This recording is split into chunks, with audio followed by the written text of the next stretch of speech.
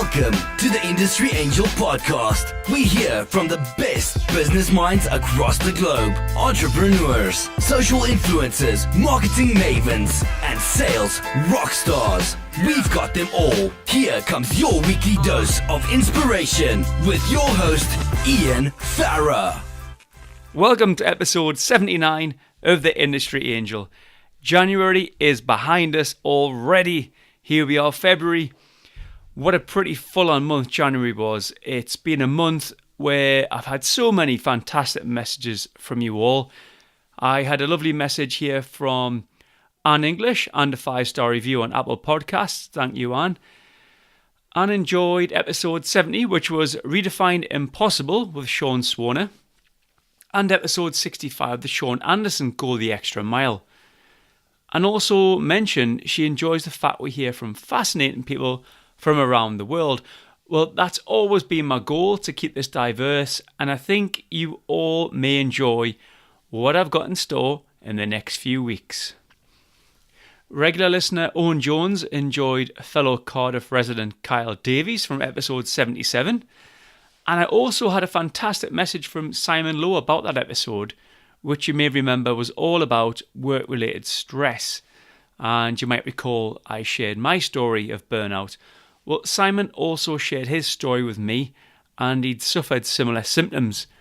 And since changing roles and profession, actually, he's found himself on a better path. So I am absolutely stoked, Simon, that you're on the right path now.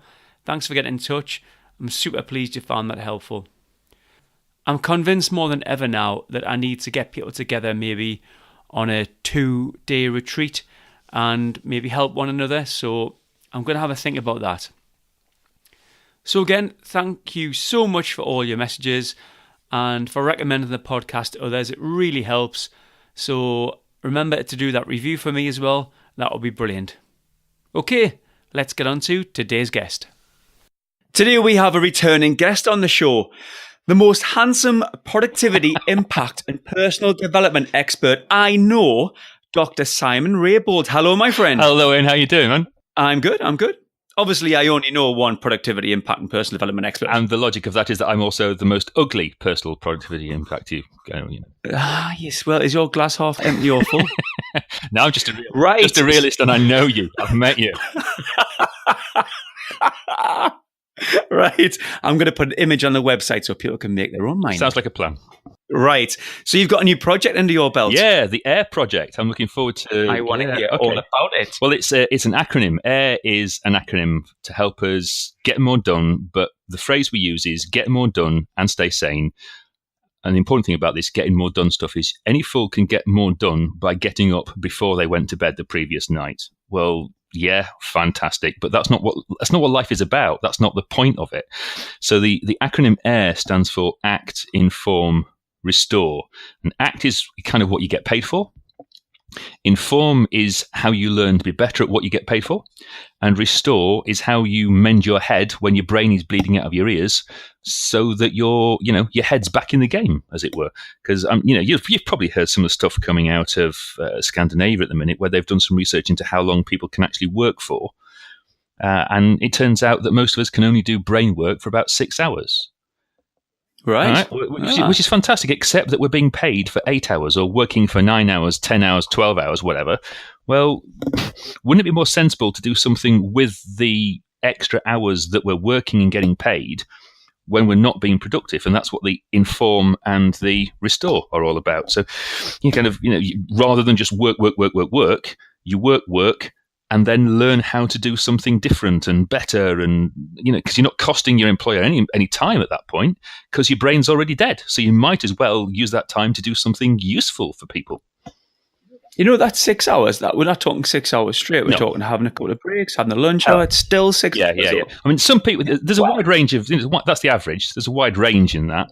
Mm-hmm. Some people I know would be lucky to get 6 hours in a week, mind. But, there are some people who can work for longer than that. But most of us, if we're talking what's called deep work, high grade, thinky type work, 6 hours is the max. Not if that's not the question of if you're doing routine stuff or stuff that you don't have to think about. It's 6 hours of hard intellectual labour. That's really interesting. I delivered a course this weekend, and we were, as a residential, Friday, Saturday, Sunday. We started at 9, and we must have been going till after 6, 7 on both days, apart from the Sunday when we left early. But trying to pump them with chocolate and coffee across those days. Yeah, and what happens then is that they can go through the motions, but how much of what you're telling them goes down spectacularly when they hit kind of saturation point. So you're a presentation expert, so what does retain 10%? After about half an hour, it's 10%. After about 24 hours, it's 10% of the 10%.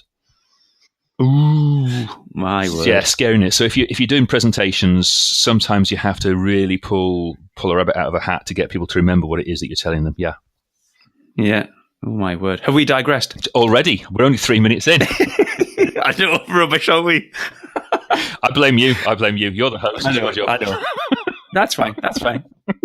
Right, get back on so the way. this air thing. So, hang on, then we've got AIR. Have we gone through any of those yet? Air is about doing your job.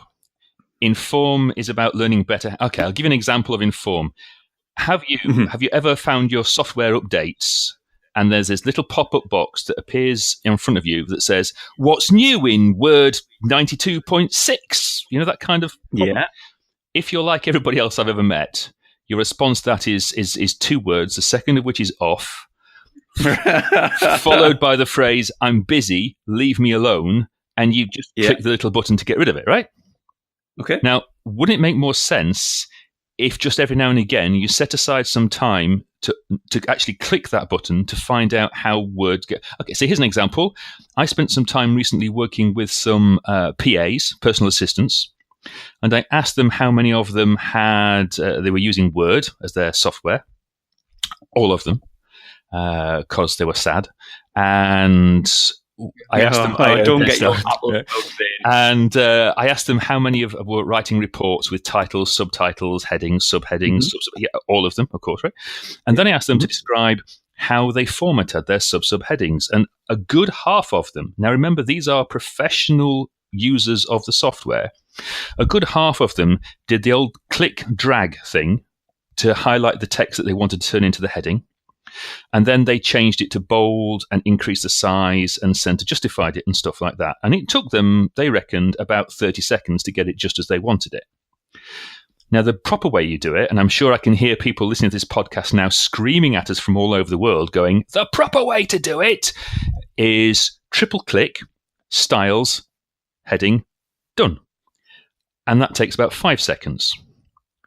Right. Now, the reason I go through that is because these people had never sat down and spent the necessary 10 minutes to figure out how to use the styles stuff in Word, even though it's been out for about 10 years now.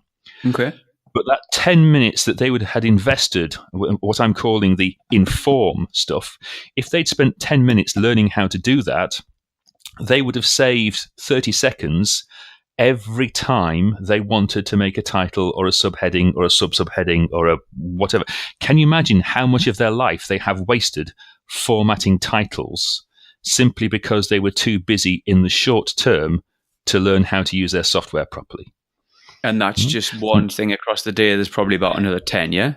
Oh, yeah, absolutely. There's hundreds. As soon as you start to do the research, there's hundreds of these little things. Yeah. Now, my point is that if you're only really mentally productive for 6 hours, and let's say you have another hour when you do background work, such as tidy your office and the stuff that needs to get done but doesn't take any brain space, that probably still gives you an hour a day where if you've got the guts and the mental self-discipline and the working environment where you can do it, you can spend some of that hour informing yourself of better how to do your job. So you're not stealing from your boss because your brain's already fried, and you're investing that time to be better at your job. But it's not something that we do because culturally we've got this idea of work, take a deep breath, and then do some more damned work.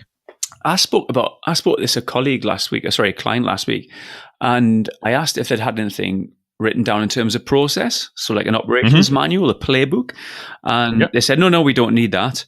Because you laugh, yeah? Because it was all in their heads.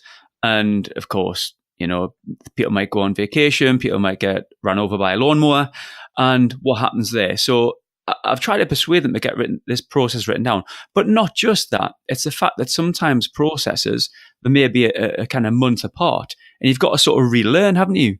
But if you had that... Oh, hell yeah, absolutely. Playbook in front of you, just nail through it, wouldn't you? Absolutely. And that's exactly the kind of thing I'm talking about. Investing the time that would otherwise be dead. So, perfect example, I've got one called Small Simon. He's an animated cartoon version of me, which is, he's much nicer than I am. But he's much handsomer, actually. I've noticed Small Simon. He looks nothing like it. Isn't he? Yeah, get away. Worryingly, there was one point when I double booked myself and I said, does anybody feel like can somebody substitute for me? And somebody said, why don't you send Small Simon? And there was a good 10 seconds before I went, no, I can't. He's only a cartoon. It was a Friday afternoon and my brain was fried. But creating those Small Simon animations is a 20-step process. Each step in the process is really simple when I've remembered how to do it. So as you say, you create yourself a checklist. In this restore time, this inform time, you give yourself a workflow, you jot it down. And that way, when you do it a month later, create a new video, all the time that you would spend going, how do I do this, is jotted down in front of you. It's not rocket science, is it? It's kind of common sense, really, as soon as you start to apply a scientific approach to it. Excellent. No, totally agree. I'm in. And that was the A. Is this the A of A? That was the A is doing what you're doing, but then the inform stuff is learning better how to do it. So it's things like jotting the workflow down, and I use a piece of software called Evernote to do that, just because it's free, awesome, and why wouldn't you? But it's also things, as you say, like maybe you could just watch a YouTube video at lunchtime. Or maybe you could take an online training course on a Friday. When you're knackered on a Friday afternoon at 3:00. Yeah. There's an ex-boss of mine who used to say the lights are on, but no one's home. Yeah. Because I was working in research at that point, and you can imagine if you're mentally knackered, there's no point in trying to do any research, because that is the ultimate in brain worky jobs. Yeah. And the expectation was that you'd be there on a Friday till 5:30, 6:00, 7:00 in the evening, just like everybody else. And actually, do you know what? The most sensible thing I could have done was at 4:00, when my brain melted, was just go home. So maybe on a Friday afternoon at 3:30, when your brain's melted, just watch a YouTube video on how to do X, Y, and Z. So, 1 week you might spend that hour thinking, what do I do a lot of that I'm rubbish at? And the next week you go, okay, given that I now know what I'm rubbish at and what I do a lot of, why don't I just watch a 10-minute YouTube tutorial on how to do it better? And the week after that, for the rest of your life, you start to save yourself some time so that you can either get more done or go home sooner. I totally agree with that. And I think we as leaders, we need to give our employees a bit of trust. Sometimes you might walk past a desk and someone's watching YouTube and you think, hey, what are you doing skiving? You should be working. You should be more productive. Mm-hmm. And it could be that it could be that they're learning something, or it could be that they're in the R of AIR, the AIR, which is restore, which is just taking a few minutes off so that when you come back to work, you're fresh. Yeah, it's not rocket science. It's how many, quite often I do a training workshop on this and I ask people, how many of you have worked through your lunch break? And just about everybody puts their hands up. And I kind of go, if I could give you a productivity tool that meant you were so productive in the afternoon, it meant you could take a half-hour lunch break, would you use it? And of course, they all put their hands up. And here's the trick, you can't see me now, but I'm leaning into the microphone to whisper. Right? Here's the trick. I'm only going to tell you the secret if you promise to use it. And of course, they all put their hands up in expectation. They go, here's the trick. In order to be so productive in the afternoon, you can take a half-hour lunch break. Here's the trick. Take a half-hour lunch break. I knew that was coming. Because, you do 4 hours work in the morning and your brain's gone. You need to take it and you need to hit the reset button. Yeah. You need to restore yourself. You need to get your act together. So this guy on YouTube, even if he's watching Batman versus Superman punch-up or whatever, it might be, he might be a skiver, but it might also be that they're just taking 10 minutes to get their head straight in order to get themselves back in the game. They realize people are going to start playing this to their boss now and saying, look, I actually have permission to watch Batman versus Superman. be my guest, give the boss my phone number. I will come in and explain to them the science behind staff productivity. Don't forget, this only works if it's a thinky job and a hard thinky job. We're not talking about stuff where you can do it on autopilot. We're only talking here about hard thinky type jobs. But to be honest, we are a hard thinky type job economy these days. We are indeed. So thinking about that restore, how do you best do that? Is it to get outside, get some fresh air? Is there any studies on that? Oh, there's lots of studies on that, and every single one of them comes down to the same conclusion, which is, unfortunately, it depends on the individual. So it's a question of just taking a long, hard look at yourself and going, what works best for me? Yeah. But the key thing about it is that you put that restore time in your diary with the same gravitas, with the same importance, with the same sincerity, if you see what I mean, as your meetings. Okay. So instead of having to fit your restore around your meetings, you put your restore in as though they have the same level of importance as a meeting. And so, for example, I have a policy of only delivering training 3 days a week. And on top of that, I do half a day's admin, half a day's marketing, and 1 day's personal development and research. Yeah. Right? So that's the theory. It doesn't always work, but that's the theory. Now, that day when I'm doing my research and personal development goes in my diary with as much...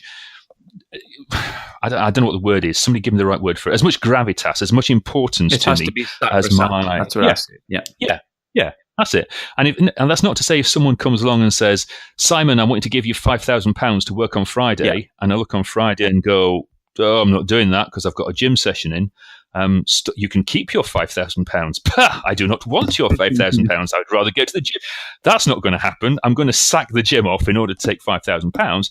But it then becomes a conscious decision to go, right, when am I going to do this stuff instead? It doesn't just get swept away. It becomes a conscious decision about where can I move it to and all of that kind of jazz. Yeah, totally agree. And to be honest, as soon as you start applying a scientific approach to productivity, a whole bunch of other things start to become blindingly obvious. So, okay, so for example, here's an example. Has it occurred to you that when a project goes along and you're having project meetings, blah, blah, blah, the number of people who are attending the project meetings should go down as the project goes on? I haven't. Well, the logic of it is that suppose you've got a research scientist to invent something, and then you've got the production manager who figures out how to turn it into a product, and then you've got the marketing guys to sell it. Those are 3 separate starts in the process. But what usually happens in some kind of mindless, thoughtless thing, people who are there at the beginning of the project are also there at the end of the project, which means you've got people sitting in meetings about marketing something who are research scientists. Well, how much does your average research scientist know about marketing? So, just to clarify this, so people who at the start of the project, they end up still being there at the end of the project, just carrying things on. Weekly meeting. They just carry. Yeah, people just carry on going to, because if they're on a project team, they carry on going to project meetings all the time. Well, it turns out, as soon as I say it, it's blindingly obvious. When the project has moved past the area of your expertise, you should stop going to those meetings. It could not be more obvious. There's a lot of people now traveling into work thinking, that meeting, I'm not going to that, and then just cancelling that little Outlook calendar thing. Well, that'd be great, wouldn't it? Because that means they've got time when they can do other stuff. Now, obviously, you have to apply a bit of common sense because there are some meetings you've got to be seen at because your boss will sack you if you don't. But at the very least, if you realize that you're no longer contributing to a series of meetings, why do you not go to your boss and go, I'm no longer contributing usefully to these meetings. Would it be okay if I was just kept on a CC loop to get the minutes and the action points rather than spend half a day a week turning up for the meetings? I totally get this, and I'm wondering where this is coming from with you, Simon. So you're all about presentations, and our last episode was great, and lots of people have given me good feedback. What has this got to do with presentations? Why have you come up with this new concept? Where's it come from? Well, okay, first things first. If you cut me through, like if you cut through rock, it says Blackpool. Okay.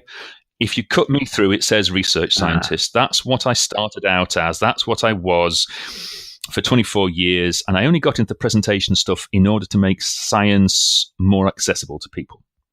So everything I do, I approach from an empirical, is it the most efficient way of doing it basis. And I've been training people now for 10, 12 years in how to make really powerful, impactful, effective presentations. And the biggest pushback I got when I was giving people this training was, we'd love to do what you're saying, Simon, but it takes time. And we would rather do it wrong and take 20 minutes than do it right, because doing it right takes an hour or an hour and a half. Now, don't look at me. I can't possibly defend people who choose to do something wrong, knowing that they do it wrong. But working on the principle that the client is always right, I kind of figured that what people needed at that point was an extra hour in their week in order to be able to do things right.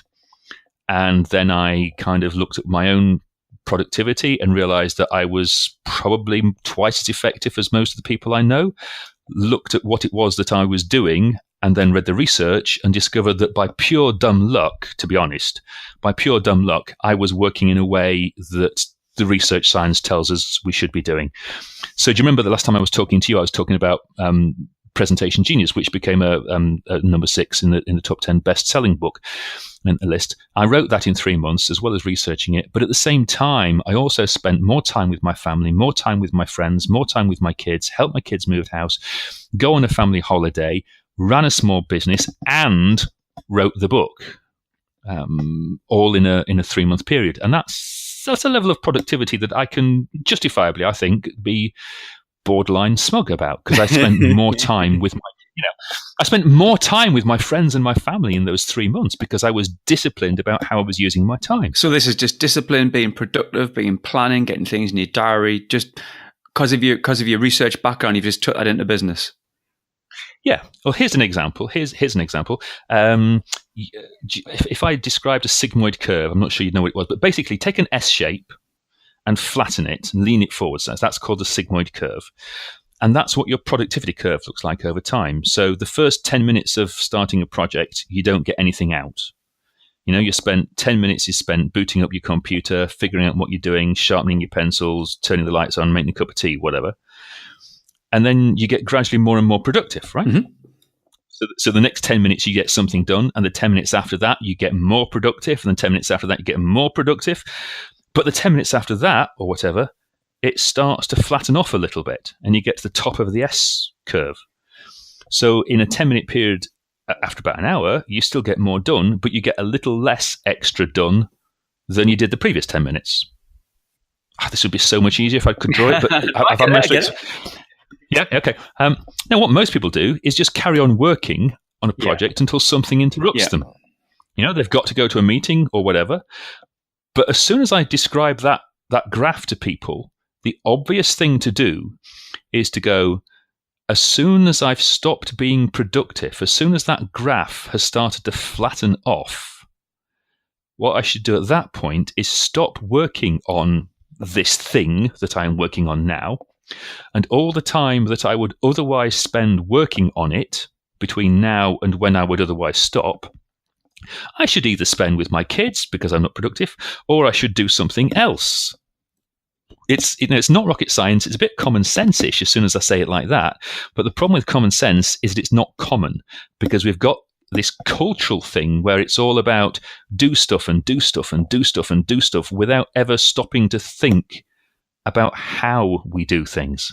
What about the flip side of that then? So we've got lots of distractions as well, Simon, emails, social media. Well, the obvious researched evidence-based stuff to do there is to do what we all know we should be doing, but none of us can bring ourselves to do, and just turn the bleeps off. Yeah. You were teasing me earlier before we started about not having read my emails, but I read my emails every 2 hours. And I've turned the notifications off so that I'm not distracted by them. If somebody needs a response out of me in less than 2 hours and they send me something by email, then they're foolish. Because, and I use that phrase having thought about it very carefully, because nobody can guarantee how quickly an email is going to get to somebody. I don't mean it in terms of how often I read it. I mean it in terms of how quickly the technology works. Okay. Yeah. So there's no point in sending urgent response requests by email because they might not be getting there for hours or days anyway. So a 2-hour delay is not going to cost anything, but it does mean that I can get 2 hours of uninterrupted work done without anything going, bleep, you have mail, popping up on my computer. So I do a bit of this, and I talk to clients about this when we're talking social media. I always say, try and get 3 times, 30 minutes a day, and aim for 10 meaningful comments. Okay, put that in your diary. Would you break that 6 hours down into something similar?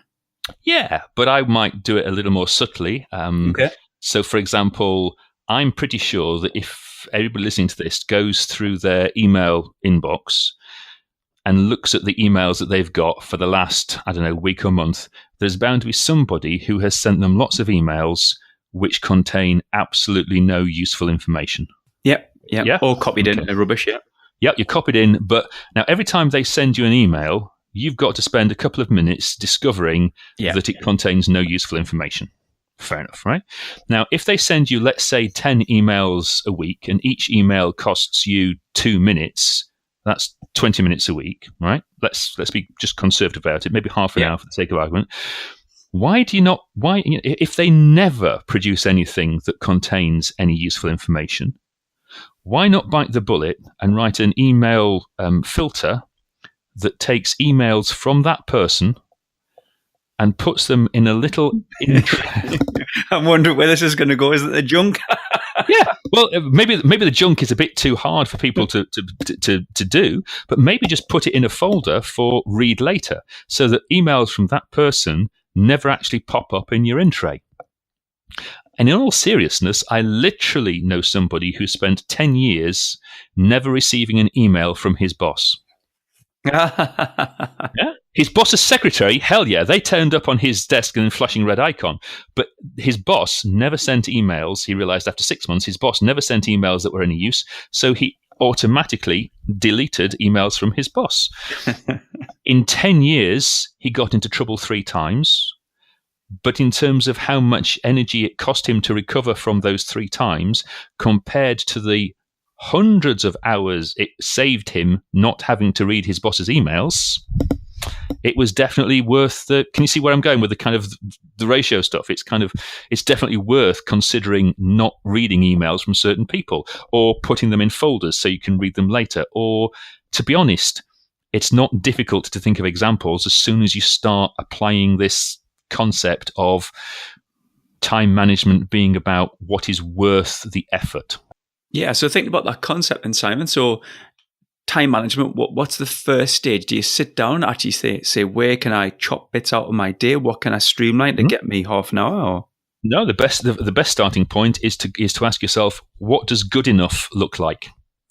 How will I know when this task is done to a good enough standard? What does success look like?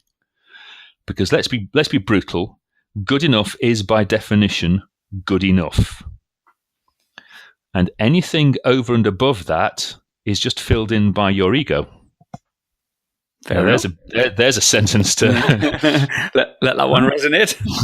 Yeah. Well, let me give you an example. As you know, I do kind of just like you. I do lots of training courses. Now, I know that there are occasionally typos in my workbooks on training courses. Mm-hmm.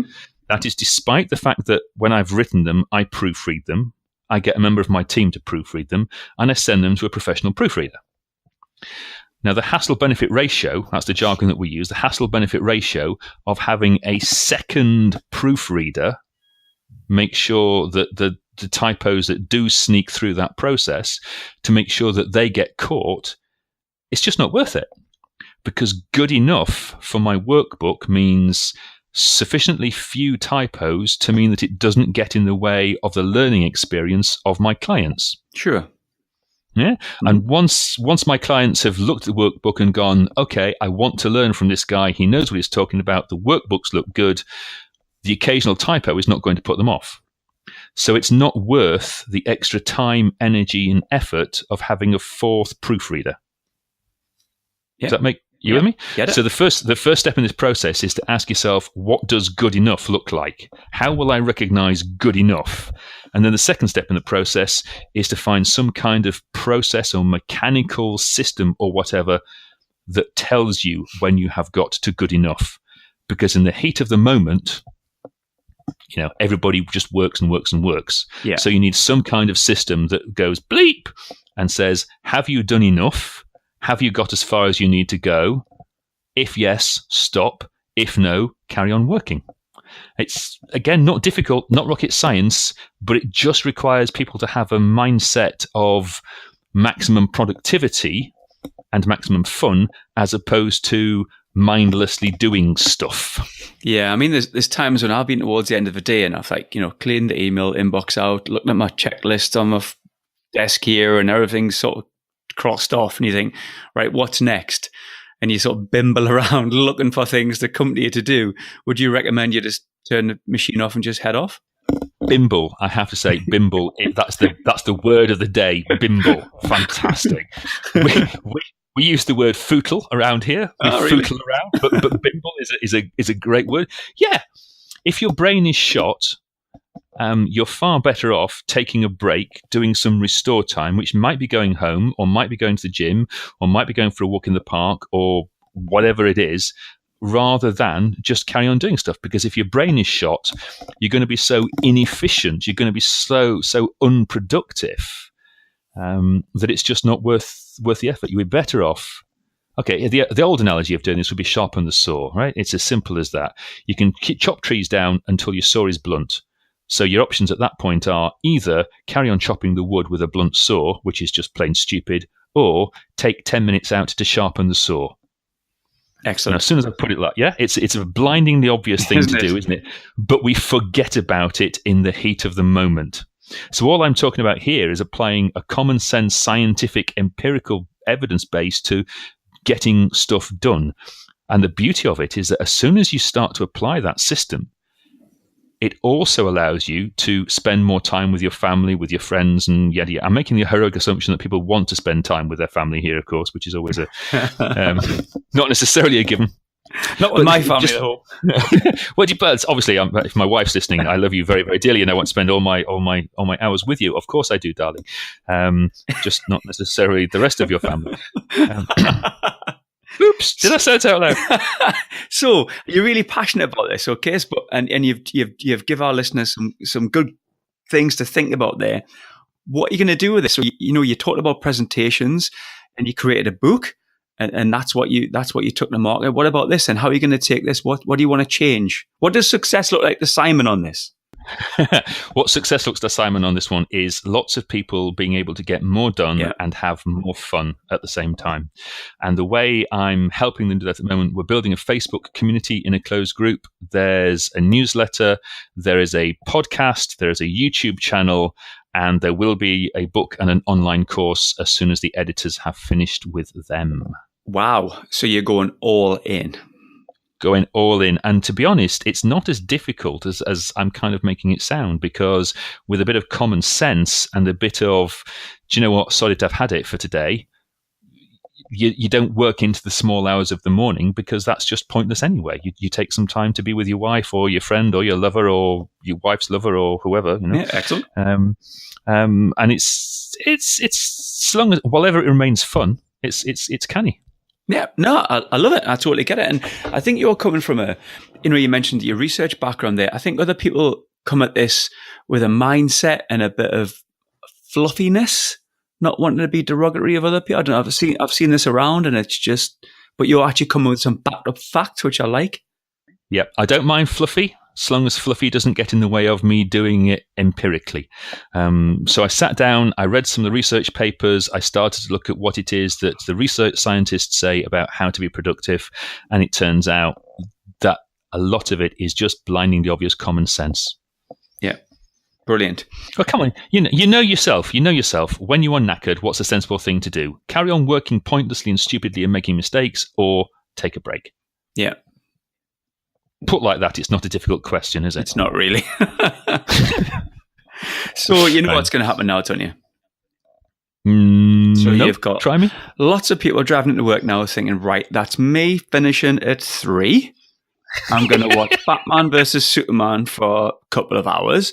I'm going to take that lunch hour and I'm going to put all my boss's emails into a junk folder because Simon said so. Okay? Yeah.